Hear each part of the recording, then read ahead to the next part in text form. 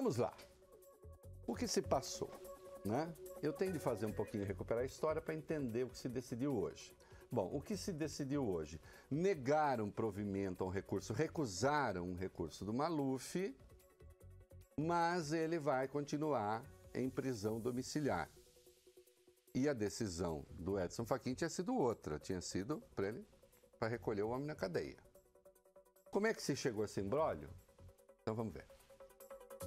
O Maluf foi condenado pela primeira turma a 7 anos, 9 meses e 10 dias de prisão por lavagem de dinheiro. E essa condenação se deu por 4-1. 4 ministros disseram condenado. Um ministro disse já prescreveu o caso, Marco Aurélio. Ok? O que fez a defesa do Paulo Maluf? Se estivesse aqui, a defesa do Paulo Maluf diria, liga o ar, né? Hein? Oh, né? Ia falar, liga o ar. Tá calor aqui, né? O que fez a defesa do Paulo Maluf? Entrou com um pedido de embargos infringentes. Tio Henrique, o que é embargo infringente? Embargo infringente é o seguinte, quando você tem voto divergente, você pede para fazer uma segunda votação. Só que aí, na maioria das vezes, você tem que mudar os juízes. Ou amplia o grupo, ou muda o grupo. Eu já chego lá. Guardou isso? Então, tendo voto divergente, você vai e propõe uma segunda votação, uma outra votação. A defesa do Maluf entrou com este pedido e o Edson Fachin recusou monocraticamente, que ele era o relator, recusou e mandou encarcerar o Maluf. E o Maluf foi pra papuda. Tá bom. Agora vamos falar um pouquinho do embargo infringente. Os embargos infringentes existem no Código de Processo Penal. Tem lá, embargo infringente.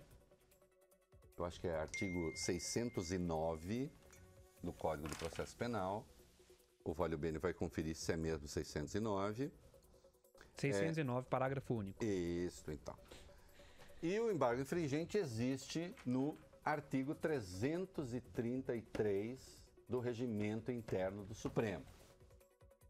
O Regimento 333 do Regimento Interno, o artigo 333 do Regimento Interno do Supremo diz que quando houver voto divergente, em favor da defesa, claro, cabe embargo infringente.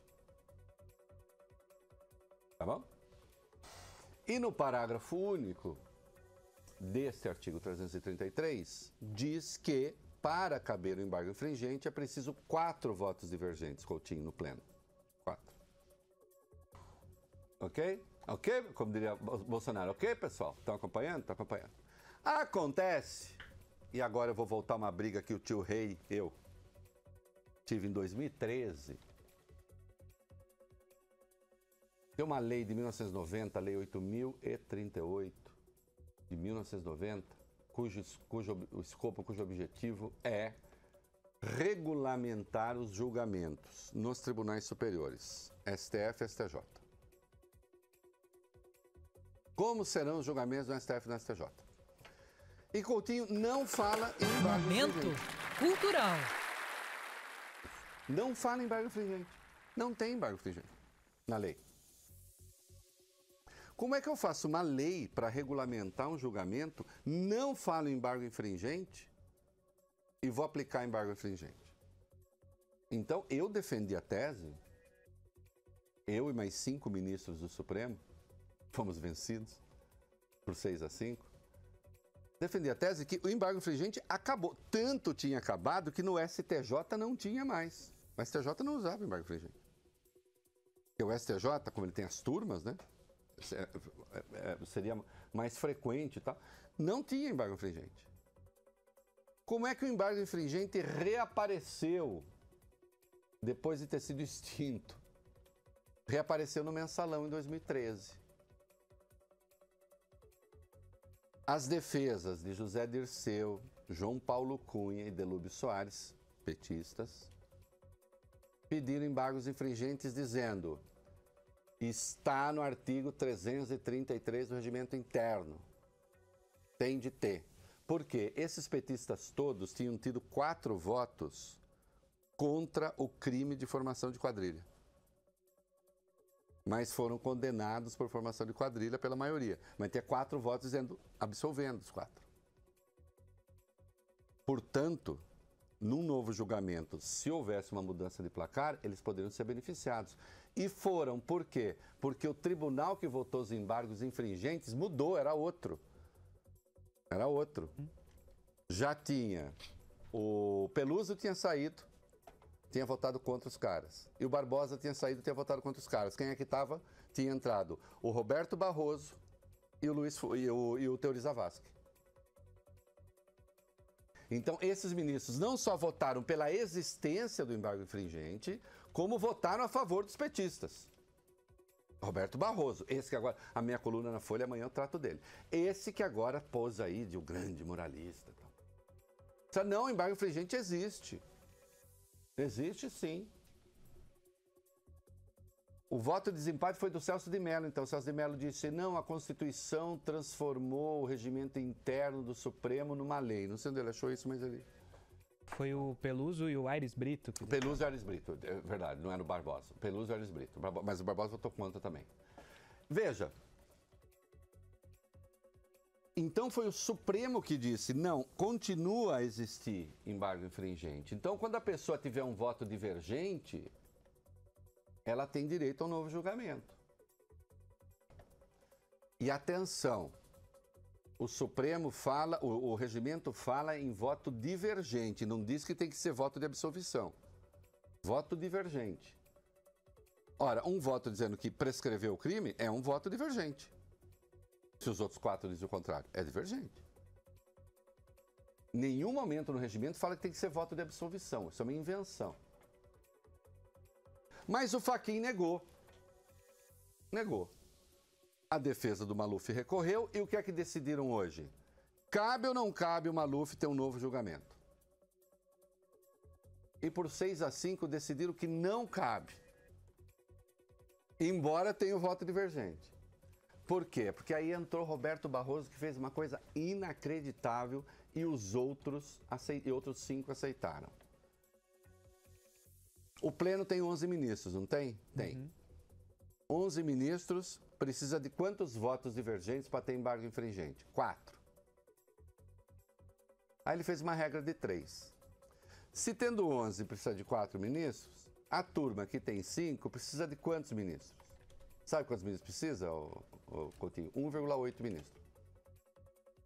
Sim, pela regra de 3, 1,8. 1,8 ministros. Como não existe 0,8 ministro, eu desconfio que tem gente ali que não vale 0,3, mas de qualquer modo, como não existe 0,8 ministro, ele fez um arredondamento para cima.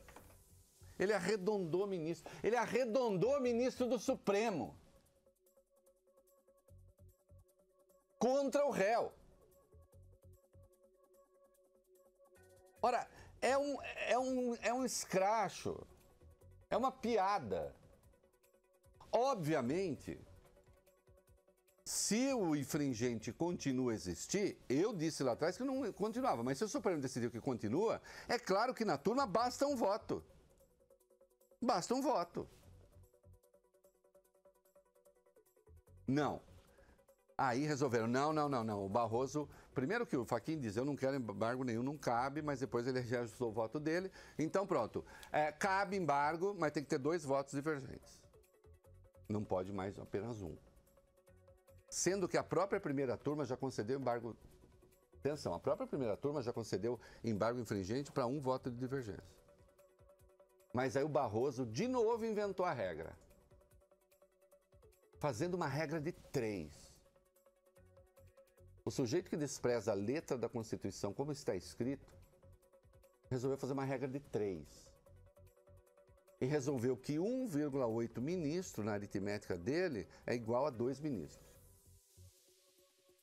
E com base nisso, 6-5 negaram o embargo infringente, então Maluf não tem direito a um reexame, que deveria ser feito pelo Pleno aí. Bom, mas não tem reexame? Não tem reexame. Quer dizer que o Maluf, então, continuaria preso. Uhum. O Maluf está morrendo. É duro dizer isso, é chocante, mas esse é o caso. Né? Tá muito, muito mal. Um conjunto de males que impressiona. Ah, ele está fingindo. Não está fingindo. Laudo do sírio-libanês, gravíssima coisa.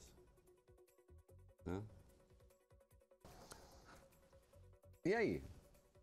A gente nega o infringente e o Maluf. Aí nós temos um outro rolo. Quem concedeu a liminar para o Maluf ficar em casa em vez de ficar na cadeia? Dias Toffoli. Ao conceder essa liminar, o Dias Toffoli fez o quê? Uma coisa que seria essencial fazer no Supremo. O Dias Toffoli fez o seguinte: o Fachin monocraticamente mandou prender. O Dias Toffoli concedeu um habeas corpus com liminar contra voto monocrático de relator. Isso contraria uma súmula do Supremo. E a partir daí acabaria a ditadura dos relatores. E hoje cada relator faz o que bem entende, a verdade é essa. Né? Cada relator faz o que bem entende. Mas a súmula não é como se fosse uma lei. Não, a súmula é uma orientação. Atenção, súmula é orientação. A súmula vale até quando você muda a súmula. Uhum. Né? É uma orientação. É diferente quando você tem a súmula que decorre de ações de constitucionalidade. Aí não, aí é outra coisa. Mas essas súmulas... Só que o Supremo não quis votar isso. Porque agora teria que votar. Vale o habeas corpus do Toffoli ou não vale? O Fachin, muito esperto, percebeu que, dado o laudo do Maluf, atenção, manda o Maluf de volta para a cadeia e o Maluf morre lá, vai ficar ruim para ele. Falou, bom, se botar para votar o laudo, se botar para votar o habeas corpus de ofício aqui, melhor, botando para votar a liminar do Dias Toffoli, se eu perder, a partir de agora não tem mais voto de relator. O voto de relator pode ser contestado por outro ministro. Então a melhor coisa que o relator terá a fazer sempre será consultar pelo menos a turma. E acaba essa folia. Então o Fachin falou, vamos fazer o seguinte, vamos dar um habeas corpus de ofício para o Maluf. O habeas corpus de ofício pode ser dado pelo tribunal para o ministro sempre que a liberdade de alguém estiver ameaçada. Tá. Você pode atropelar as formalidades. Só que tem uma coisa, o juiz original não pode pedir habeas corpus de ofício. O relator não pode. Ele não podia. Os ministros que querem acabar com a ditadura do relator queriam votar a liminar do Toffoli. Aí o Fux pegou e falou assim, não, eu concedo habeas corpus de ofício, acabou. E não se discute mais isso. É enrolado? É enrolado. Mas com isso eu quero dizer o seguinte, se não entendeu, depois eu no blog explico de novo, se não entendeu, fala aqui que eu explico outra vez. O que é que a gente tem? A gente tem um Supremo hoje politizado. A gente tem um Supremo hoje de ministros que tomam decisões olhando para a rua em vez de olhar para a lei. Esse é o ponto. Um Supremo que na sua maioria faz isso. Né? Eu resgatei uma fala, que está na minha coluna da Folha amanhã, eu resgatei uma fala do Roberto Barroso, de 2013, em que ele diz, quando ele livra a cara dos mensaleiros, que ele é um juiz e ele não olha para a pressão que vem de fora. A obrigação dele é votar segundo a lei. E foi lá e reduziu a pena dos petistas. E à época o PT estava no poder. O PT parecia mais eterno do que embalagem de creme de arroz Colombo e de que embalagem de emulsão Scott, que é a mesma de quando eu tomava e vomitava, quando criança. Parecia que o PT não ia mudar nunca, ia continuar sempre lá no poder. Agora o Barroso mudou completamente de ideia, ele chegou a criticar os embargos infringentes que ele ajudou a recuperar. Né? E se está votando no Supremo não para resolver problemas, se está votando no Supremo para fazer guerra política. Essa votação foi uma guerra política. Tudo bem, o Maluf vai continuar em casa, é o certo, né? Dado o estado de saúde dele, mas o Supremo não resolveu seus problemas. A coisa é enrolada mesmo, não sei se ficou claro. Se não ficou claro, a gente explica até ficar claro. Você tem que ficar nesse programa para tentar entender as coisas. Tá? Em síntese é o seguinte, é claro que bastaria um voto divergente para conceder o embargo infringente. A ideia de que você precise ter 2 votos foi uma invenção do Roberto Barroso, que fez uma conta onde ele chegou a 1,8 ministro e arredondou para 2. Parecendo o professor que em prova arredonda a nota. Aí negaram o embargo para o Maluf. Mas como deixar o Maluf em casa e não mandar ele para morrer na cadeia? Aí se deixa de votar o que deveria ser votado e se concede um habeas corpus de ofício, para não debater o que tem de ser debatido. E se empurra o problema para baixo do tapete.